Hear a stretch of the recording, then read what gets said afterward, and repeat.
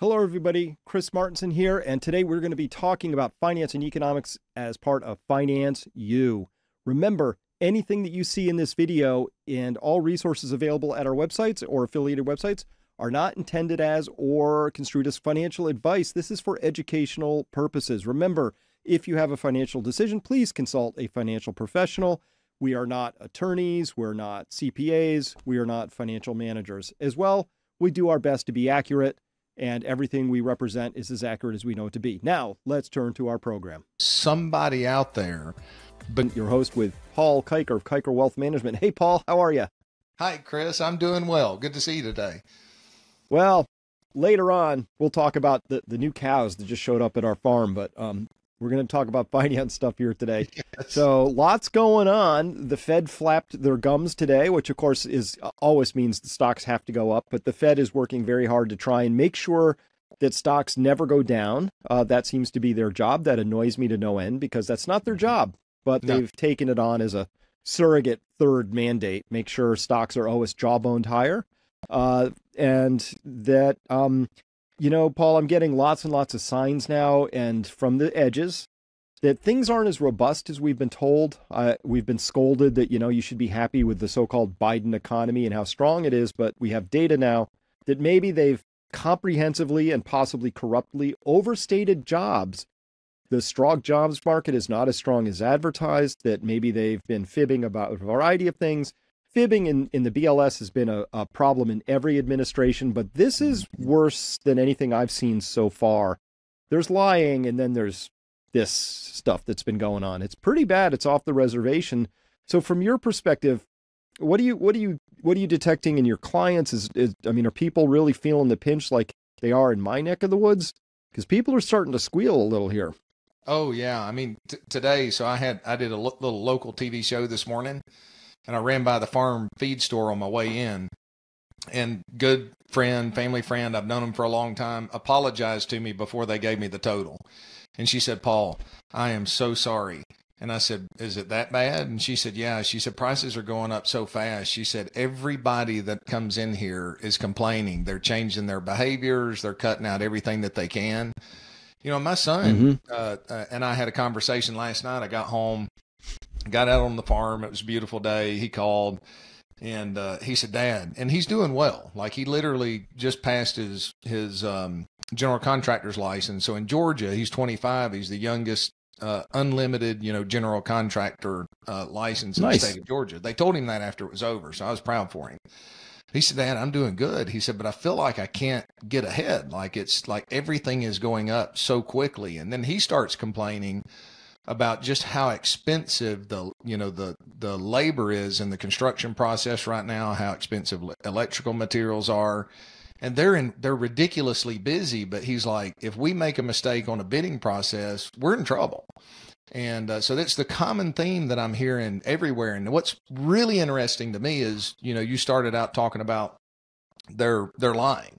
Did you know that Wall Street and the banking system have laws and rules in place that threaten your ownership of nearly all the equities and bonds in your portfolio and retirement accounts? Well, hello, I am Dr. Chris Martinson, and I have done hundreds of hours of concentrated research and collaborated with legal and securities experts on all aspects of the concepts covered in the book, The Great Taking by David Rogers Webb.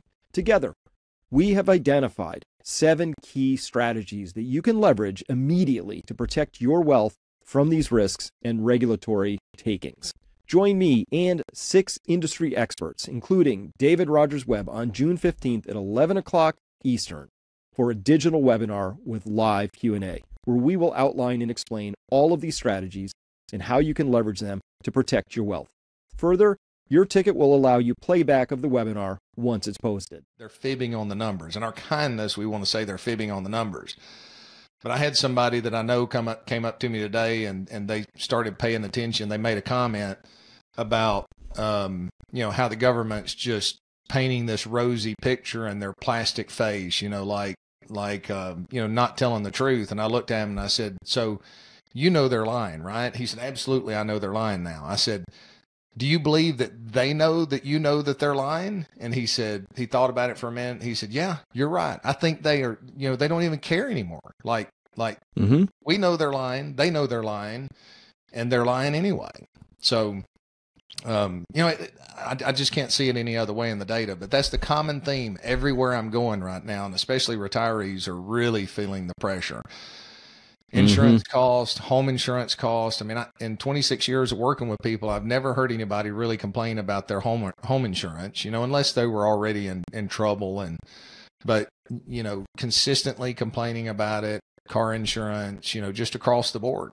I believe people are really feeling the pinch. Well, insurance is something that first you have to have it, right? You can't carry a mortgage without it. You can't drive a car without it, et cetera, right? And it's been absolutely minimum 20% and as high as 70% is the increase that I've fielded from people this year. And this is personal experience plus other people who've told me, wow, my home insurance went up 70% this year, right? For no good reason. It's not like, they suddenly moved into a tornado alley or something. It's just happening and there's no explanation given. Everybody just sort of shrugs and says, well, I guess that's just what it is. But why would insurance be spiking that hard? Why would home insurance go up 70% in a year? Yeah, that's insane. And they're staying on top of it, right? Like this is something that the actuarials spend a lot of time trying to pay attention to and calculate. And they don't make 70% mistakes in 1 year. And, and another thing that's coming along at the end of this year too. So, real estate kind of slowed down at the end of the year last year. And we're seeing some data like construction jobs came out and had the largest decline in the data that came out here recently. Largest decline in the data. And I think the data goes back to 1994. But in our area, we've had a resurgence of real estate prices again. Like everybody was kind of on the fence last year, but there's kind of like panic buying out there. And I want to come back to that in a minute because the belief that interest rates are going to go down, people I think are making mistakes or potentially making mistakes. But now you're going to have real estate taxes are going to increase again at the end of this year as well, at least for those in the North Georgia area. And people are already concerned and worried about what that bill is going to be. So these are conversations that, because typically if I'm working with somebody, they've done a good job saving money. They have assets. They've accumulated some wealth. They've made sacrifices in the past so that they could be in the position that they're in today. And they'll complain because people are tight from time to time. But I've never heard this many people in consistent conversation without me bringing it up complain about the cost of living. Yeah, I'm fielding the same stuff here. I'd love to hear in the comments down below if anybody else is noticing the same thing. I'd be surprised if you aren't. And it's not really being talked about. So it's not just that, we know the government is lying and they know that we know that they know that we know. But the mainstream media does the same thing, Paul, that all the time. I watch them just make such basic category errors in their reporting that it's impossible to say they're that dumb. You can't be that dumb, right? You can't be that, right? So I just did something for my subscribers this morning. I think part of this went out public too, talking about how in the UK, they're just having bad weather. The rainiest start in the last 18 months that they've had in the entire data series going back to 1836. So they put the potatoes in the ground if they can even get them in the ground, and they're rotting, and they couldn't get last year's parsnips out. So they're having a really bad food season. So they're saying, oh, this is climate change. That's what they're blaming it on, is going to cause food prices to skyrocket here. And they left out the fact that food prices are already high because of inflation due to central bank and government printing. Like it's obviously both things, but they never talk about one of them, right? Inflation is just this mysterious, food prices just, we don't know, Yeah. It's vexing to me because it's not that hard. It's a very easy story to tell, which is why we're here telling it all the time. Right. Inflation is because somebody printed too much money. That's how it works. Well, and I think the hard part for the average individual out there is they've heard about the government printing money for the longest time after the 2008 crisis with no major impact, right? So you had this slow increase in asset prices that made people feel wealthy. When you go back through history, I'm losing the quote right now, but it starts out, how do you go bankrupt slowly then all at once?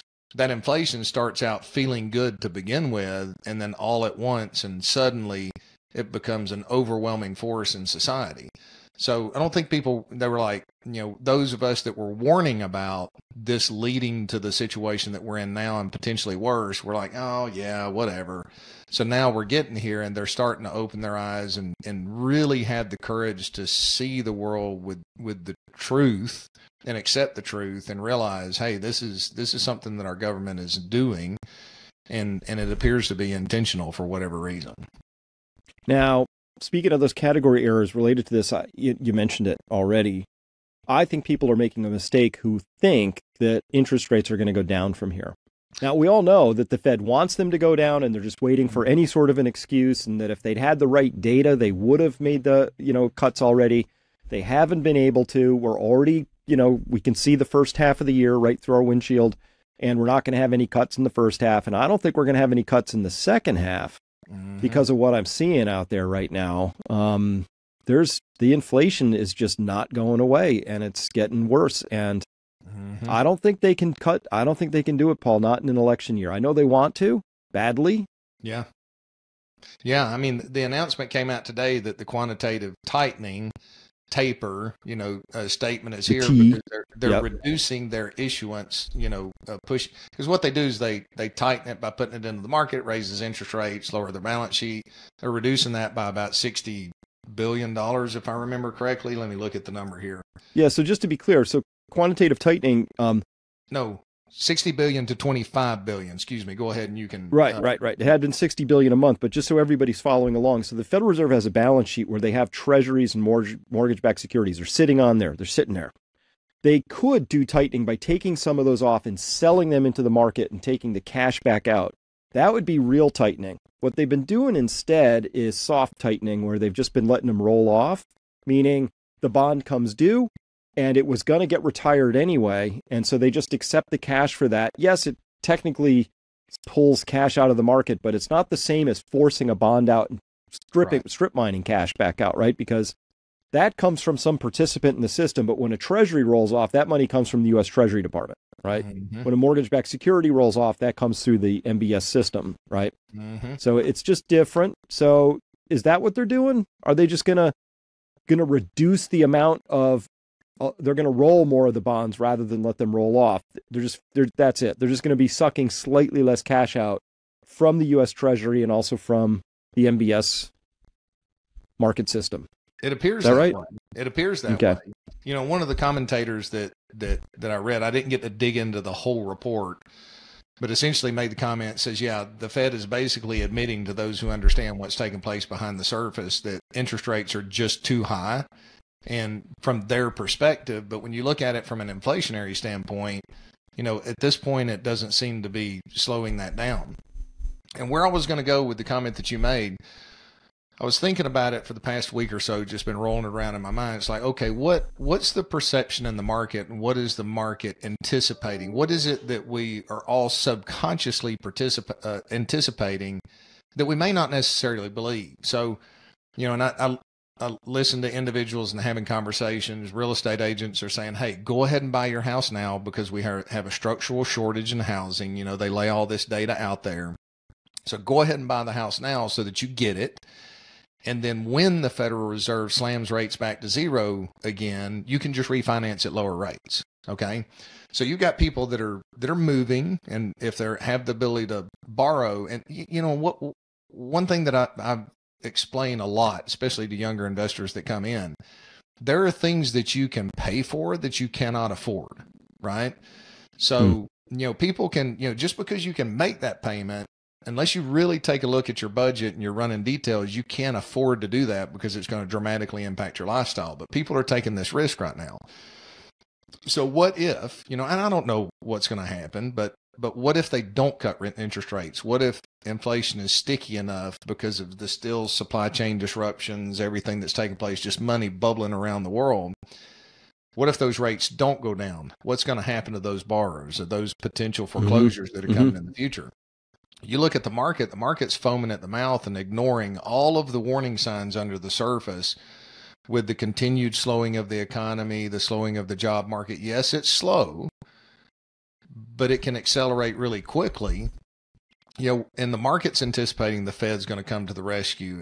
And we may have this wake up moment at some point in the future that, that the markets have a violent reaction. So I was thinking about this today. I was talking about, it's the Magnificent Seven, 6, 5, 4, 3, 2, 1. If those roll over, we might, we're seeing some of that happen with those stocks. It may, in the rearview mirror, be the magnificent countdown to a dramatic change in the everything bubble at some point. Yeah. Well, just to speak to that, it just annoys me to no end, Paul, that the Fed makes a little statement and they change a couple words and they say they're going to roll stuff off, and then the whole market responds like Pavlov's bell got rung and they all start salivating. And I know that, and it just drives me nuts. And I know you know this, but just for everybody's, this is the response after the Fed made their little Flappy Gum thing. The Dow Jones, the S&P 500, the NASDAQ, the Russell, the Nikkei, everybody's just spiking higher, right? Because, well, that's fun. But you know what's not? Oil. No. Oil got slammed hard because there was a build. And I thought it was weird that it had such a hard slam on a so-called build and inventory today, because we also imported 1 million barrels per day more over this past week than we did the prior week. So of course you get a build when you have an aggressive import cycle, but it doesn't matter. They interpreted that as bearish. We have, big inventory build, says economy is slowing, however you want to interpret it.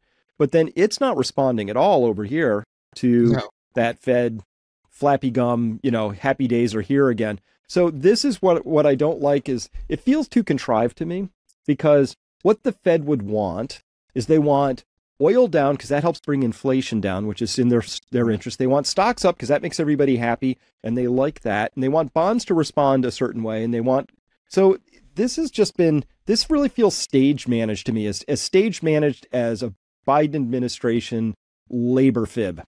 And I'm going to use that word you used, right? Right. So that's the world we live in. So how do you navigate a world where you have suspicions that we're not exactly dealing with what we would call free, fair, open market pricing mechanisms? Well, with one trembling step after the other. What we have to deal with it here is like, at what point does it matter? At what point does it become common knowledge that the average investor walks away from? Is it 24 months from now? Is it 24 days from now? Is it 36 months from now? Right. So kind of like a pilot in instrument rating, when you've got your government that's essentially distorting the truth across the board, it's like that pilot who's flying trying to land in Atlanta in the middle of a hurricane. So the way we utilize our tools is the weight of the evidence is, okay, let's look at the money flow. Let's look at support levels. Let's look at what different asset prices are doing. And I've learned to do this over the years, but listen to the news and pay attention to it, but then put it out of your mind when you're looking at the instrument panel so that it can kind of help guide what you're doing in the investment portfolio. So that way you're not stuck in one position going, this has got to matter tomorrow, going back to that, having to play the game by the rules that are forced upon us. But they successfully kick the can down the road or manipulate this for another 24 months until it becomes common knowledge.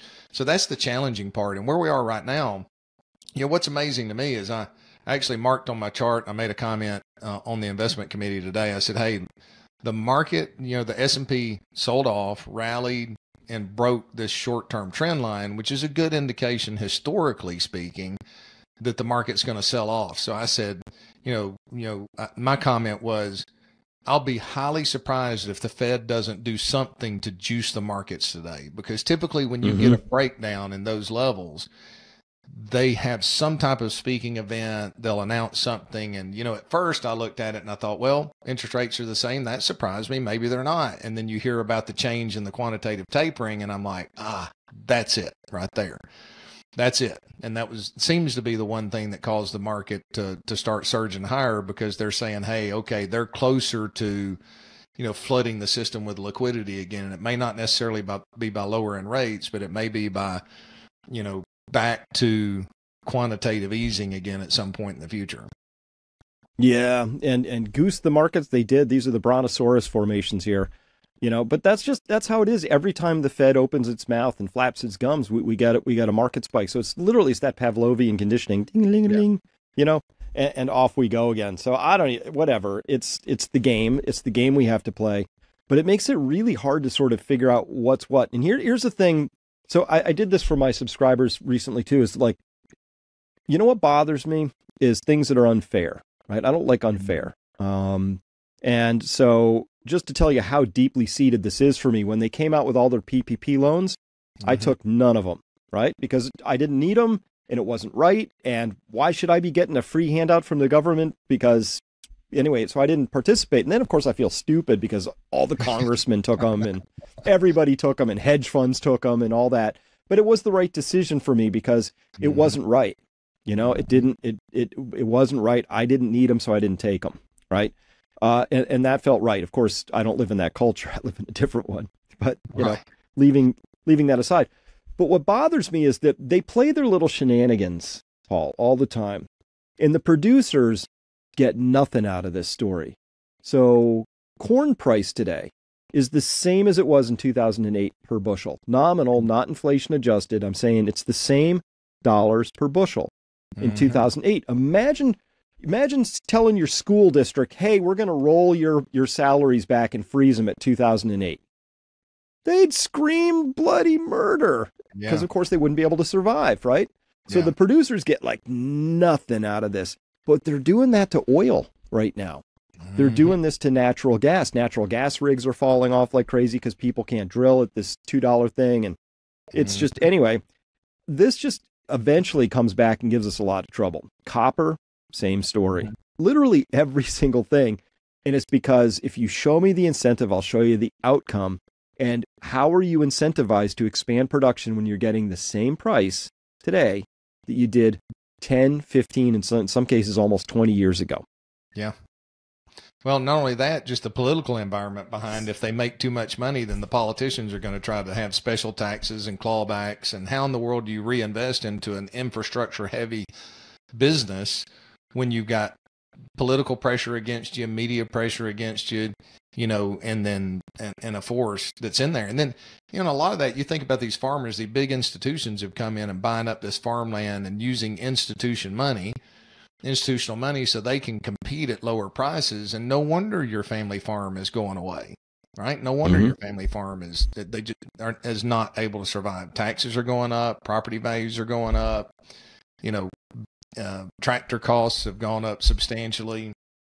It's but this is a war. This is a war on the family farmers, and you know, and maybe it's just a corporate war and it's just business by some other name. But the thing that bothers me, if you give a corn farmer a 2% profit margin and that's all he's allowed or she's allowed, and then we go, oh, but you know, we're really worried about climate change and the health of the planet. Like if you don't give the person who's touching the earth a fair buffer to work with, they can't afford to do the right things. You can't complain about their farming practices if you give them a 2% margin because they don't have any margin. They don't have, it's not like, oh, I'll just let the fields lie fallow this year. Oh, you know what? I won't use that toxic spray because, you know, it'll be better for people. Yields will be down 15%, but it's better for everybody, including the world and the environment.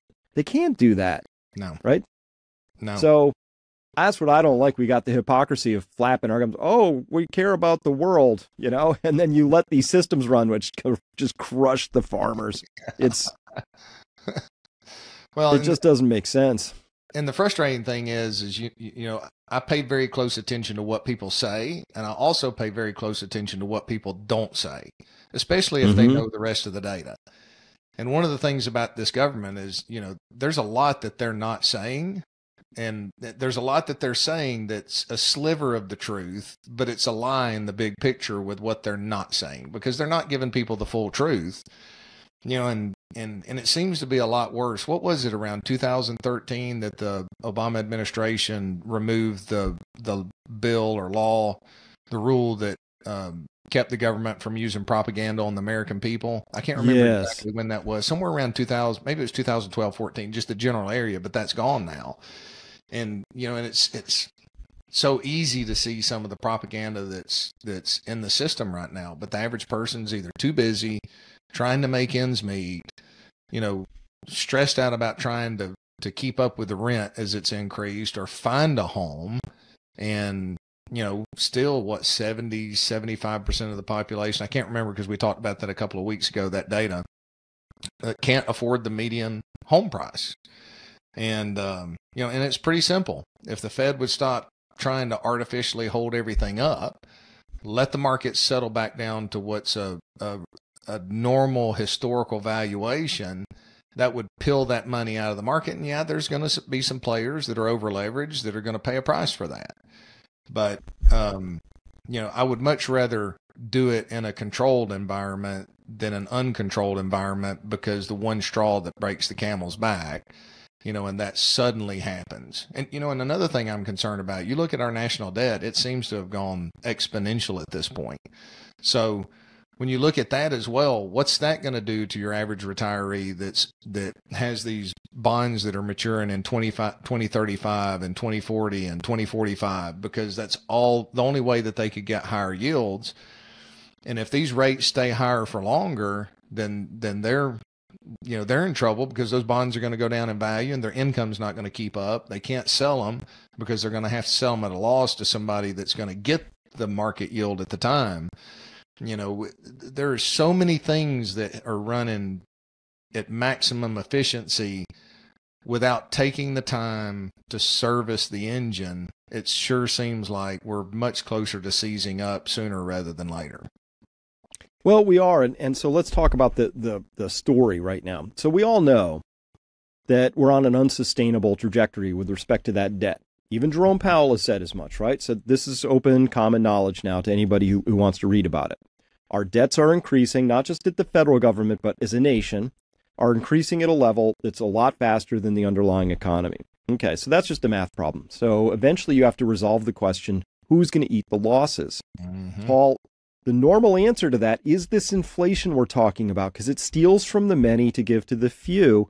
It's a reverse Robin Hood organization. That's who the Federal Reserve actually is. They are a reverse Robin Hood organization. They want to steal a little bit from everybody, because that's what it is. When my dollar doesn't buy this year what it bought last year, where'd it go? It was stolen, right? So, okay. Now, they'll run that unless that breaks. And if that breaks on them, we know that you have to let one of two things go in this story. Either the dollar has to go or the bond market has to go. Can't defend both. No. The Fed will always defend the bond market and the stock market. They'll let the dollar go. Okay. If that goes far enough, now what do you do? This is where we get down to everything we discussed in The Great Taking. I want to remind everybody we've got an incredible webinar on The Great Taking, June 15th. It'll be live but recorded so you can see it after the fact. Paul, you're going to be there. We'll have David Rogers Webb there. We're going to have a lawyer who knows this whole area very deeply, intimately to answer questions. We're going to have Suzanne Trimbath there, and we'll have Damian Lupo talking about EQRP, which is a type of an IRA, all these different solutions for people, because I think that they're going to do this inflation thing, but if it gets away from them, they'll pull that Great Taking trigger. Well, that's what it was installed for. Just in case plan A doesn't work out, plan B. We're going to snipe this thing and take what we can, because that's the world we live in. The same people who took the PPP loans who shouldn't have their finger on the trigger. That's who we're up against here. Yeah, it's certainly concerning, and they've been able to get away with it for quite some time. Going back to the late 1990s, I remember at the end of the 1990s bubble, CNBC would be talking about Alan Greenspan's briefcase, right? And he would speak and move the markets. I mean, just think about the power those people feel. I can only imagine they go home and say, hey, look, did you see what the market did today? I created this much wealth by the comment that I made. And yeah. So yeah, I mean, that's a very concerning thing. The Great Taking, you've done such a wonderful job educating people about that. And we look in there, it's like, okay, why would you build this into the system? Because it's more that, at first I was like, hopefully this was the simplest way for them to do it, right? But then you look at all of the effort that went into putting everything else around. It's not necessarily the most simple way to do it. And especially, what's interesting, think about how popular options have become here recently. I mean, every retail individual is into options now. Like I run around, used to, when I was studying options, 10, 12, 15 years ago, and ultimately came to the conclusion not to utilize them because I was concerned about the derivative exposure. When Buffett made his famous comment years ago, derivatives, which are options, are weapons of mass financial destruction. So there's really no safety net. And I was worried about, okay, what good is it to have a put on your portfolio if the counterparty fails and you don't have that protection? But that's the most popular thing in retail now. You go on to Uber, you go wherever, it's like, hey, I'm using options, I'm doing this, I'm doing that. And people are sharing those, that talk, and that, based on the information that we have so far, is the greatest area of risk. So, the system's set up there, and it's not like that has the level of protections, because we've not had an options market blow up. The reason we ended up with FDIC insurance is because of what happened in the Great Depression. The banks blew up. Okay, well, we didn't see that coming. You should have seen it coming. So let's put in FDIC insurance. Well, let's put SIPC insurance in place. So I think it's going to be important to be able to talk about that and at least give people options on what they can prudently do to protect themselves. Yeah, let me see if I can find this real quick. I'm pretty sure I can find this. Was that it? No. No. Shoot. Yeah, here it is. See what you think about this one. I found this a little odd. So this came out in Reuters just 6 days ago, and it's a Dow Jones article. It says, regulators told to be ready to handle failed clearinghouses. This is coming out of London Byline for some reason. I'm not clear why that would be, but it says regulators must equip themselves with tools such as bail-in bonds to quickly deal with a failed clearinghouse. So the clearinghouse would be the clearing party, say, that would be the intermediary between you and the option seller or buyer, depending where you are in that thing. So for stocks, bonds, or derivatives, without having to call on taxpayers for cash. So they're like, why are they suddenly getting ready for a clearing party failure? And this would be the kind of thing that would trigger that great taking if you had something like that. They're talking all the stuff we've been talking about, the Great Taking series. The Financial Stability Board is invoked in here.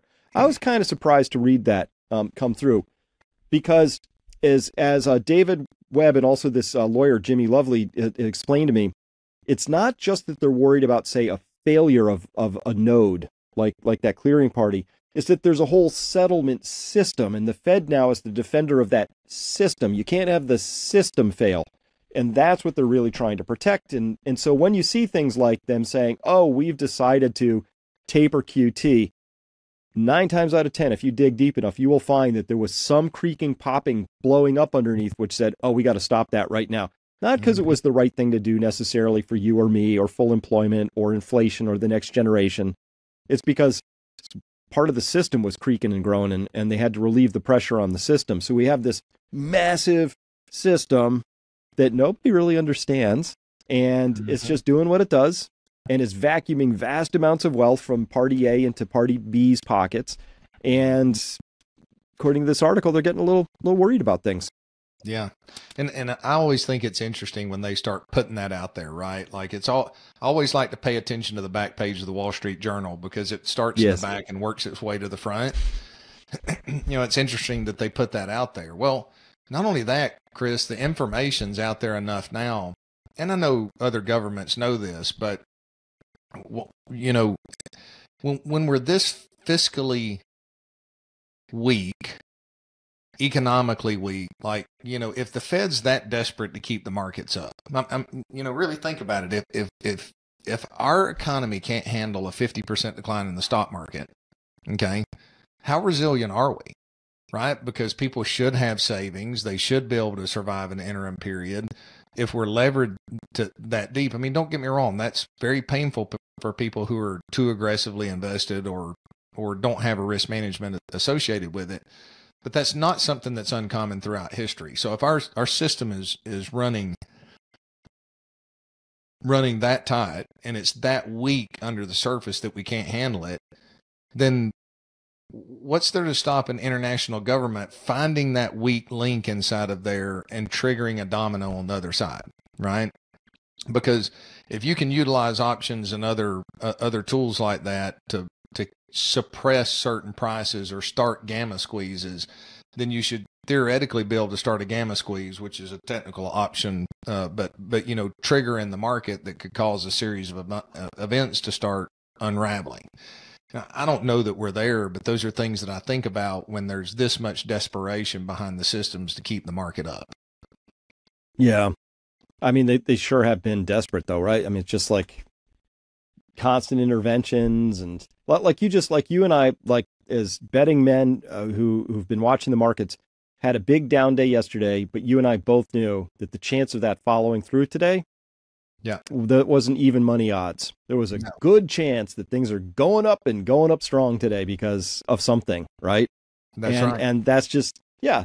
So again, how did we get into this position where now the whole system is so fragile that the keepers of it are terrified of allowing any sort of weakness to develop because that could unravel the whole ball?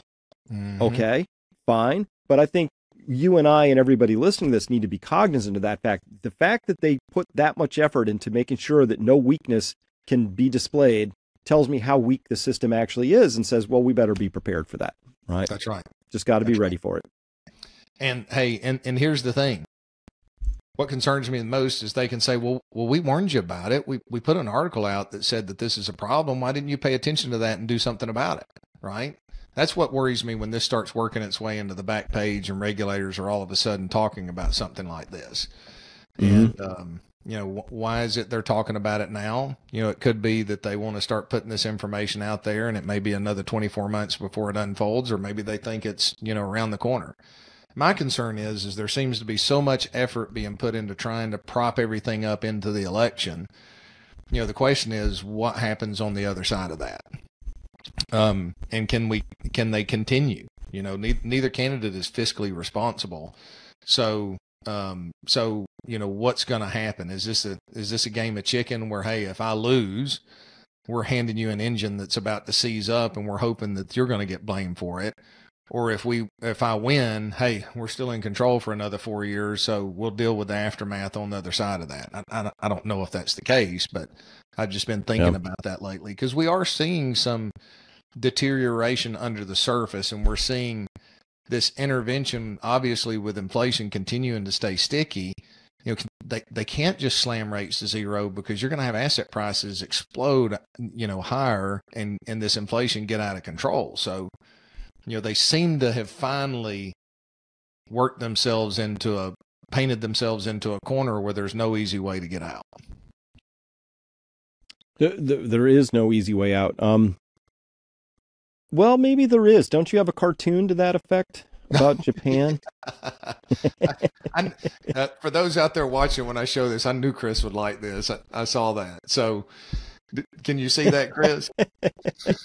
Yep. Bank of Japan. Print yen, buy yen. I'll do both. I saw that. Michael Aria, I don't even know how to pronounce his last name, Aria.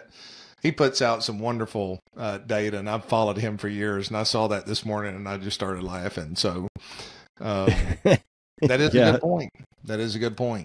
And if you have to sacrifice your currency to stay in power, and you want power that much, that hurts the American people. And that's the thing that concerns me the most. A lot of people just don't know that they're feeling the impact of inflation. They're starting to be worried that it's going to continue, but they really don't know what to do with it. Modern portfolio theory, is not set up, to deal with an inflationary environment. This is a new thing that really came along in the 1990s, and it was originally designed for institutions. So the argument's always been, because interest rates were in a secular downtrend from the late, 1982 till now, stocks go down, bonds go up. So you're protected and you're diversified. But what did we see different in 2022, excuse me?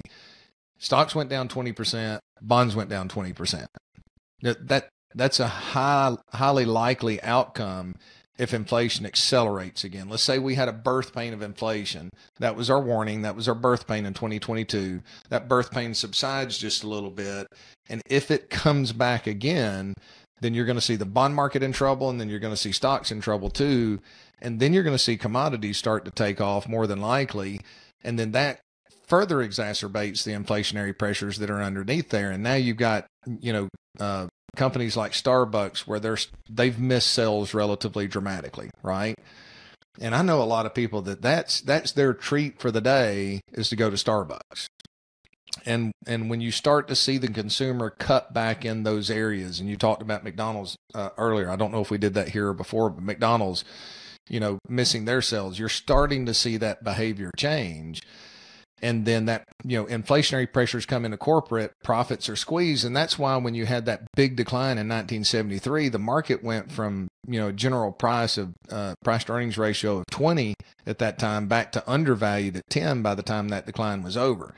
That was the point that you wanted to be aggressive in buying investments, because that was the bottom of the market going forward. So, that's my concern, is that this is going to be a devastating environment for those who think that the status what's worked for the past 20 years is going to continue to work in this environment. And humans are slow to change. They're slow to adapt, and corporate institutions and the institutionalization of the investment process, that cookie cutter approach is certainly going to be slow to change. Yeah, but this is, you break it, you buy it. I think the Fed broke the markets a while ago. They broke the pricing mechanism as we've discussed for commodities and things like that. But as well, they broke, there used to be a relationship. I used to follow this thing, which was a measure of the earnings yield of stocks compared to the Fed funds rate. And so that's the dividend rate. So that ratio, would tell you when one was getting a little ahead of the other, and it was pretty reliable. And then it just broke down starting post-Great Financial Crisis, where we had this earnings expansion multiple expansion, where people were like 15, 10 is a bargain, 7's a bargain, 10's pretty good, 15 is like, okay, long-term historical, 18, 15, 18. But then we were living with 20s and 22s and 25s and 26s. And now people don't even think twice buying into, again, not specific investment advice for or against, but NVIDIA, PE of 76 right now, right? And it's just like, what? They have to either grow like a supernova, or you have to wait 76 years to get your money back by the company. It's just not doesn't make sense, right? So, but I could show you a screen. I could run a screen on FinViz right now, Paul, where you ask, only show me companies worth more than $1 billion with PEs over 200. And you'll get screen after screen, after screen, It's wild. Well, and that reminds me, Amazon, you go back to that stock in the year 2000, investors were correct to see where we are today and what that new technology and that new business model was going to do. But when the bubble burst in the year 2000, it was 11, 12 years later, if my memory is correct, approximately 11, 12 years later, where it endured a 50% decline and another 40% decline. And ultimately today, Amazon has been a ridiculously good investment. But people overestimated, and that euphoria gets in there. And that's really good for the institutions, because when you've got insiders that have a retail environment that's hungry to purchase based on a narrative that they don't know how to put the math to, it becomes narrative. It becomes a popularity contest. They feel good because that's what their friends are doing. They feel good because that's what CNBC's talking about it all the time. And the institutions feel good because they have a market to be able to sell their overpriced stocks to. Well, there has to be a bag holder. There has to be. Yeah. So I know that's a little dark, but that's, and being a little cynical, but being in this industry for 26 years, you see that happen over and over and over again. So, but the question is, institutions are patient, right? They'll plan 3-4 years ahead, and they're not worried if they underperform something for a 24-month period of time, because they'll put themselves in a position to be able to buy those assets back when the bag holder starts to puke them or is forced out of them. Yep. Hey, do you have any explanation for this one? Which is, this is the difference, a year-over-year change comparison between median sales price of houses sold, comparing it to the Case-Shiller index, which is also supposed to be median sales price of houses sold. Obviously, these two methods track each other very closely over time, and this goes back to 1988. And then this little departure here, where Case-Shiller is reporting a 6.8% increase, but the other methodology is reporting a 12% decline. I don't know how to account for such a mass. I mean, obviously methodological error. Somebody's making the error here, but do you have any insights on this one? No, I don't. And I've been really curious. I've been trying to figure out what's going on there because I've seen a couple of reports that are saying, hey, the average home price, median home price sells down 15%, but I've not been able to put that together anywhere else. And I'm not familiar enough with the components in that chart to give an educated guess. So bottom line, I don't know that I'm looking through the chart and I see a few deviations in there in the past, but nothing like that. So I don't know. No, that's the biggest ever. Any educated guess as to what that would be? So median's usually better, because that just median means half more, half less. Mm-hmm. So it's not, so I wondered if maybe Case-Shiller wasn't doing some more averaging, because you could easily make a case for why you have higher average house prices right now, because an average takes, if you sold almost nothing below 400,000, you were just selling $1 million properties, that drags the average up, right? Whereas it might not drag the median up. So, I don't know. I don't really have a good case for that, but I'm watching this because, as goes housing, kind of goes the economy, and I'm watching for a recession. I truly believe there is a recession on the way. I'm tracking that in a number of fronts. Housing is always front and center. It's like one of the biggest stool legs on the economy because it drives so much, right? The house sales themselves, but then all the derivative things. There's the moving costs and getting new flooring and putting in dishwashers and all the consumptive behaviors that come with house sales. So I have been seeing, but it's very anecdotal. People have been posting like Redfin or Zillow's of areas, and you just see that inventory is really starting to spike in a lot of these areas that have gotten posted. So it's anecdotal. I don't have good national data for this yet. I've just seen some signs that people are saying, hey, my locality seems to be experiencing a sudden surge in homes available for sale, which is coincident usually with prices starting to decline. Correct. In our area there, but yeah, in our area, I've seen a lot more land for sale right now. New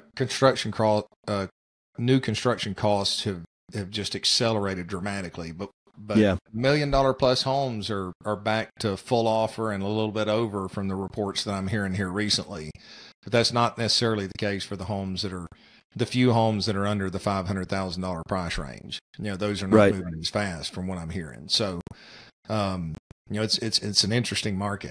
But I'm curious about that data. That was a good educated guess. That makes sense that could be the deviation, but I'm not familiar in that case. Well, there's somehow their methodologies have peeled off from each other. So yeah, that deviation is important. It really is, because it tells us there's an imbalance somewhere. I just don't know what the calculation behind it would be. Yeah. Yeah. Well, I get these questions a lot back at Peak Prosperity in our forum area. Subscribers chew on this quite a bit, Paul, which is, should I stay or should I go? Mm-hmm.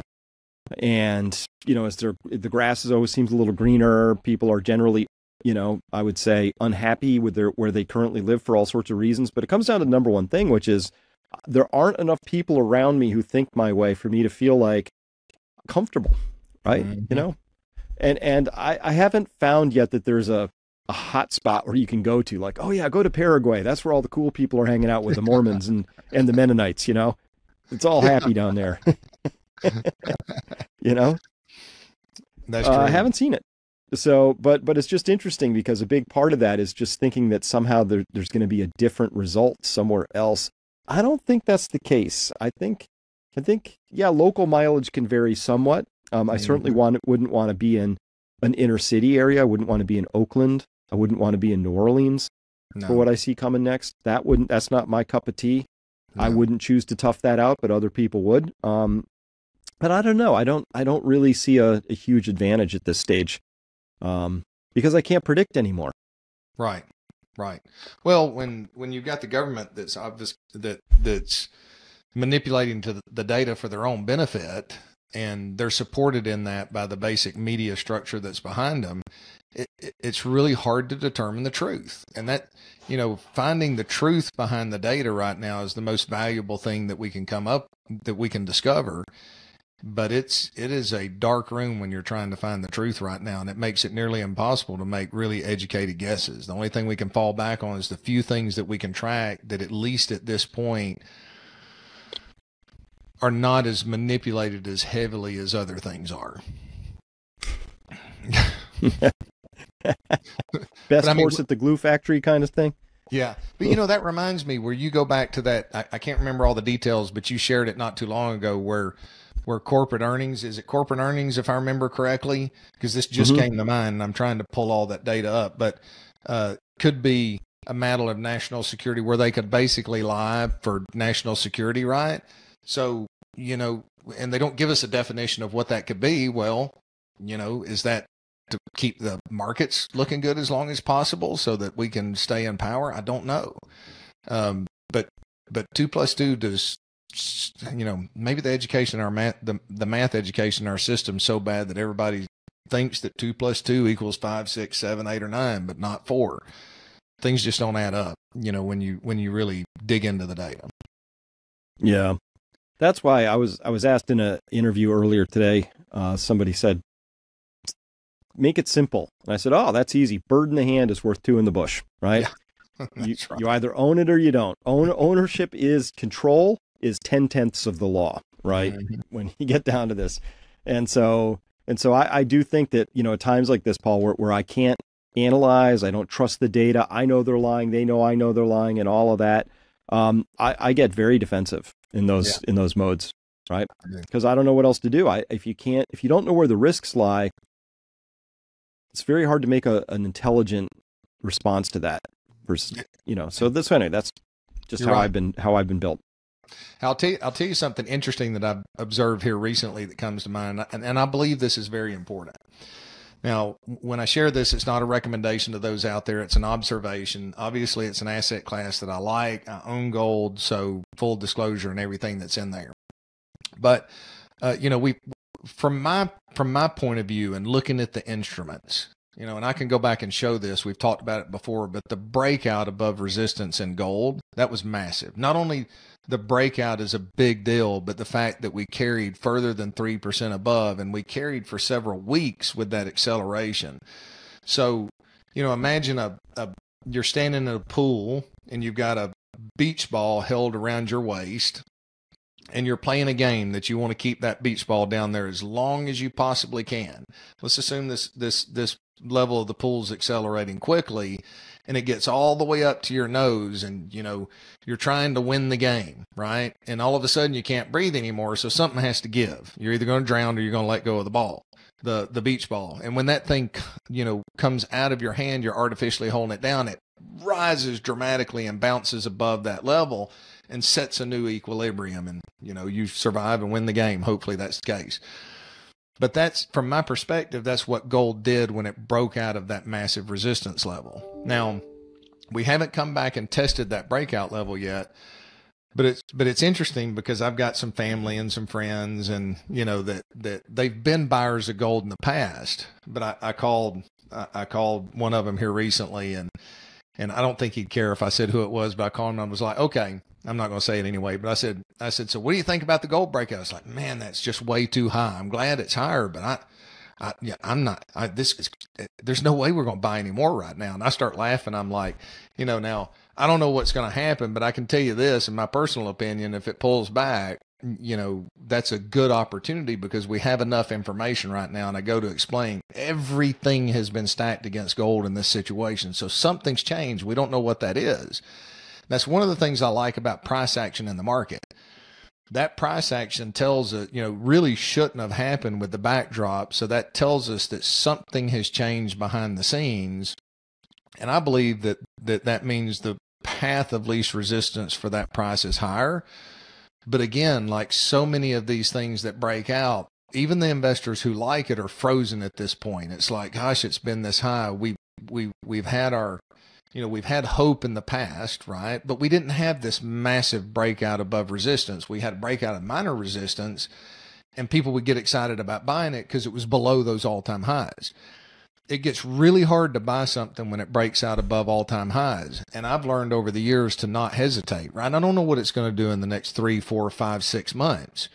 but there's a high probability that 24 months from now that price is going to be substantially higher because somebody out there became price insensitive and knew that they were going to drive it out to all-time highs and create extra competitors for those that are paying attention to those things. But they saw something in the system, whatever that may be, that made them decide not to wait for a potential pullback. And historically, when you have stocks that have these basing patterns for periods of time and they hit this resistance and they hit this resistance, it ends up being like that basketball. It might break out, go above that beach ball.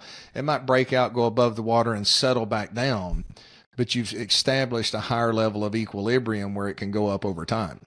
So, it's interesting to me that there's that much cynicism. U.S. investors aren't chasing it. This is a big deal, in my opinion, from a long-term perspective, and nobody seems to be excited about it except for a handful of people. And that's how major bull markets take off, right? That's how major bull markets begin. So I'm not making that prediction because I've been wrong on predictions before, but I can say with a educated guess that's a big deal from a long-term standpoint. And I think there's going to be a lot of people, not a recommendation, y'all. I'm just sharing for educational purposes to challenge you to think. Go see a professional, look at your situation so that you're not doing something ridiculous.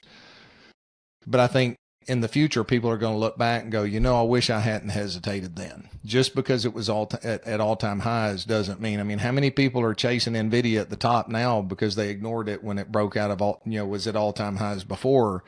But when it's common knowledge and your neighbors are chasing it and people are bragging about it, for whatever reason, that's what investors and their human behavior, the weakness in our human behavior, that's when they feel the most comfortable buying it. Very few people feel comfortable buying it when it's the unpopular thing. But from my perspective, that's a big deal. And all I'm waiting for right now is I'm looking, okay, when is silver going to break out? When is silver going to, it's not giving us that major breakout yet, but when that day comes, that'll be a big deal too, to follow behind. Absolutely. A couple of things there. So a lot of people want to know, like, what's the sure thing? I'm going to invest in this and it's going to go up 100%. That's not how it works. No. 60-40. If you can bat 60-40, you win in this game, right? That's right. So we play the odds here and you say, is there a 60%? Is there a 60-40 chance in my favor on this particular, breakout being real?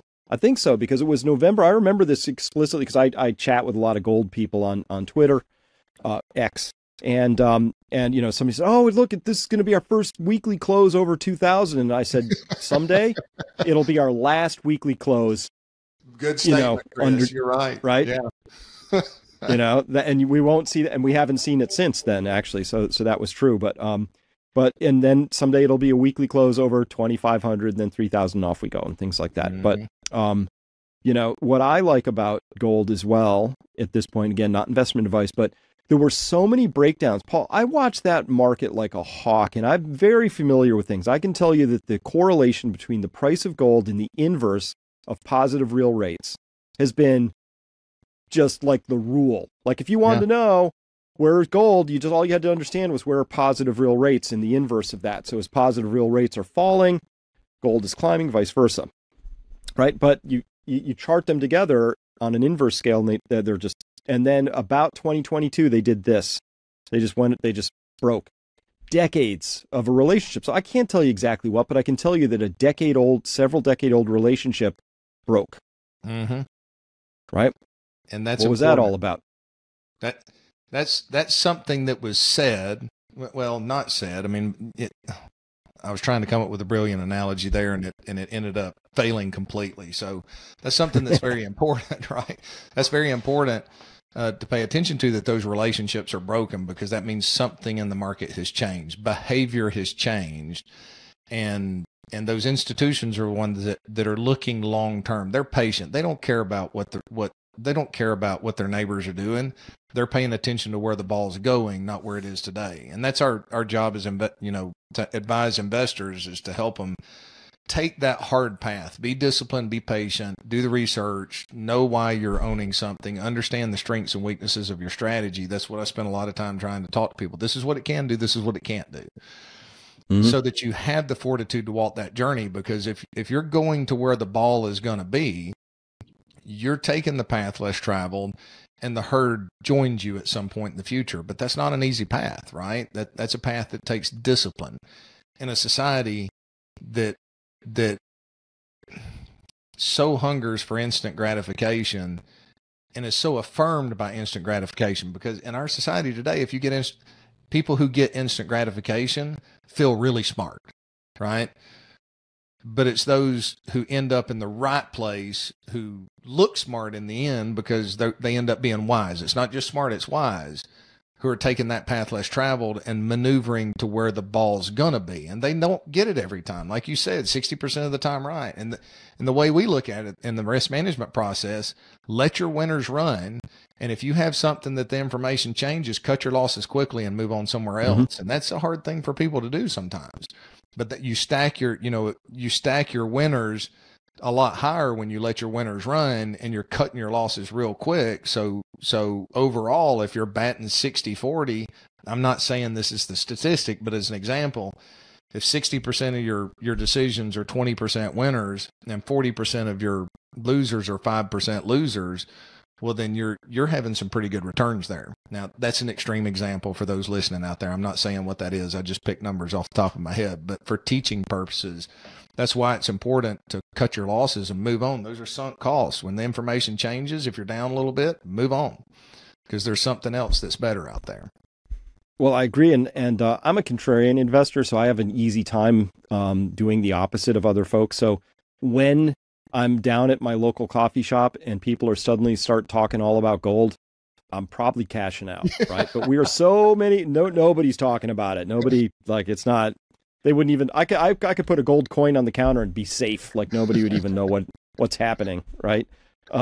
Except for some guys over the age of 80, maybe they would know. But, other than that, I think it would be pretty much safe. So the other thing I do as a contrarian, though, Paul, is I'm watching both for the positive and the negative space in the story. So the positive space is the price of gold, but there's this other stuff, which is like, wait a minute, there was some really weird creaking, popping sounds coming out of that market. And I see the same stuff coming out of silver, different story, not investment advice, but there's weirdness going on there. But another big thing was, if this is the price of gold, and this is the amount of gold tonnage that was sitting in the GLD tracking trust, they would go up and down together, which makes sense because GLD has to track the price of gold. So the price of gold goes up, it has to actually own more gold and so on. Again, they're doing this for a long time. And then in 2022, they just separated from each other. Right? And that deserves talking about, because you have to scratch your head and go, well, how many things could cause massive quantities? I mean, we're talking tens of millions of ounces of gold to leave a tracking trust as the price of gold is spiking higher. Yeah. There's not that many good explanations for that one, And where's it going? Where's it going? Is it going east and it'll never come back? Or it'll never be able to be, people, the West will not be able to afford to purchase it and pull it back. Where's it going? That's a good question. That's something that I've been looking at too. And that's where I sit up and take notice. What's that old joke? If you walk into the bathroom and your cat's in there and it lifts its head up, be careful. That means there's a bar of soap on the floor and it wants to see what happens next, right? That's right. That's good. That's good. So, we're in an interesting period of time right now. I'm curious to see how the markets, like, I really enjoy looking at them every day and just seeing the price action and what's unfolding. Now, because of what our tools, and they're not perfect, right? They're going to struggle at the turns. That's why it's not designed to pick the top and the bottom. But, the question in my mind is this a turn? Or are we going to get kind of the thesis that's out there, hey, we're due a correction and we're going to get one more run into the summer? Looks like the Fed's trying to generate that one extra run into the summer. But this is a fascinating period of time. It's a period of time over the next several years that those investors who are courageous and adaptive are going to put themselves in a position to really take advantage of the distortions that are out there. Because in some categories, we're looking at once in 15, 16-year opportunities. right? I mean, there's so many categories out there that are unpopular that are ridiculously attractive. Now I didn't see this coming. This is live while we're recording this. We're doing this on Wednesday. It's coming in on the end of the market hour, so it's 3:54. You and I, while we were talking, the Fed came out, flapped its gums. The S&P shot up to plus 52 points. While we were talking, Paul, the S&P shed all of that and is actually slightly negative. I'm surprised by that. And these two, in terms of signs, these are the kinds of things that I'm an old dog. See the gray hair? Market tops and market bottoms are really jumpy affairs, right? You get things spike up, things spike down. These they get really sort of very jumpy, at both tops and bottoms, to the extent that we still have bottoms. We don't really have them anymore. we have V's instead of bottoms, but that's okay. But this is the kind of stuff where again, I just look at it and go, what is that telling me? There's a little something going on here. Well, I'll tell you, I'll share something here if you want to see something that I'm paying attention to that's really, yes, please. It's really interesting to me. Now, this is a long-term chart. It won't be resolved until the end of the year, but it is relatively fascinating. So before I show it, I'll share that background. You remember the analogy I was using about the beach ball being held under the water. Okay, so that's resistance at the top level. So what I'm going to share here is, let me get my screen right. Okay, I've got it up. Okay. Can you see my screen there, Chris? Sure can. Okay. So this is the S&P 500 large cap index, and it's a yearly candlestick. So each one of these represents the price action in a year. So opening value here, closing value, the low and the high. So we've been on this trend line going back to 2009. Okay, so this has been a pretty steady trend. We had a little bit of a dip in the low for the year in 2020 down here, but we closed above it. So, you know, that just gives you the ranges, the opening, the close, the high and the low during that period of time. But notice for 3 years, we struggled up here at the top with this resistance that went back to 2021. So that was the high, so we failed at that level. Now, so far this year, we've broken above. Now that's a pretty big deal if we close above that. But I'm curious, what would also be a big deal is if we end up closing below that level at the end of the year and then break that trend line.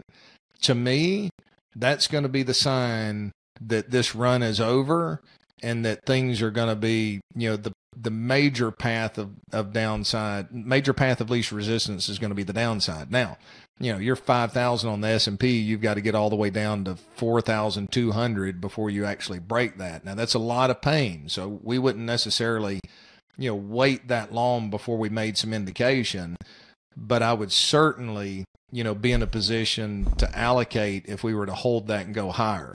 And so I'm curious to see what's going to happen, but I've been, watching this. This is something that you look at, it's a long term. So it's going to be December 31st before this is resolved.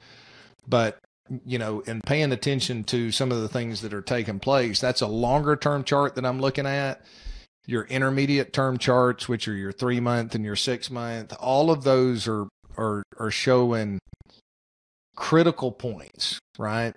That if we fail at this level, things could go down a lot more than anybody's expecting out there, especially the average individual that's believing that the Fed can bail them out. Yeah. Maybe they can. Maybe they can't. We don't know. Yeah. So, hey, with that, for anybody who's interested in talking with Paul and his amazing team at Kiker Wealth Management, please just come to peakfinancialinvesting.com. You fill out a simple form, and somebody will get in touch with you post haste. And again, Paul, thanks for doing what you do, just getting the most amazing feedback from people out there who really love your service, including my daughter's boyfriend. He was just raving about you the other day. Thank you. I was thinking about him the other day because I was looking over a couple of things. So thank you for sharing that. Yeah, well, what he said was it's that there's a lot of trust. He just trusts you. And that's a big thing for him. And he considers himself to be, an important, good judge of that. So anyway, love that. And so that's really a wonderful thing. So thanks for helping out. And I know he's been really steered well by you so far. It makes a lot of sense to him. So thank you. He's excited. He's actually excited. I think investing was a little scary, and now it's been converted into excitement. So that's a good service you got there. Well, I appreciate that. And every now and then I get pushback because the reason I tell people we'll do an introductory call and then we do a planning meeting. And I'll get pushbacks like, hey, you've told me everything that I want to know at this point, but I want to work together. But I'm like, no, I really want to spend the time educating you so you know why we're doing what we're doing. So just in the past 3 weeks, it's been a while since somebody said this, but somebody made the comment, said, look, I have learned more in the 2 hours that we've taught between the, introduction call and then the planning meeting. I've learned more in the past 2 hours than I have in my relationship that I've had for the past 12 years. That's because we take the time to show them the reason why. And the planning, it lengthens the process. There's no instant gratification in it for us or the client, right? There is once I get done with it, but I'm able to show them, okay, here's your risks. This is what can take you out. Here's some strategies that can protect against worst case scenario. But the strengths of those strategies are going to give you the weaknesses over here, and then we get into all kinds of things, and it's simple. It's easy to understand. And I love teaching, right? That's what it is. Teach people why they need to be in the position they're in, not just fill out an institutionalized questionnaire. And then that way they understand. And what I have found is investor behavior is far better over the long term, because if they're absolutely scared of volatility, right? Because they don't understand why they need to be invested more aggressively, then once they know why, and they know that you have a risk management protocol in place, then all of a sudden they're not losing sleep over that volatility, because they know the triggers that are going to help protect them if things turn the other way. And they know that they need that volatility, if that's the case for their circumstances, to give them the highest probability of success. So I love doing it. Get a little geeky about it, but thanks for sharing that, Chris, because I love it. It's great being able to help people. And I'm telling you, the people that I'm meeting through your following network across this country, I mean, they're genuinely good, wonderful people who care about this country. They care about their families, and they're ridiculously intelligent and informed. And they're some of the most fun conversations I've had. So it's an honor to meet anybody that calls in, and I love it. So thanks, Chris. Oh, fantastic. So glad to be in this relationship with you around that. That's just absolutely wonderful. And someday we're going fishing. Yes. 'Cause I still see that trout over your shoulder. And I love the trout fishing. I've not done much of it here recently. I was hoping we were going to be able to work it out where you and I could go there for a period of time.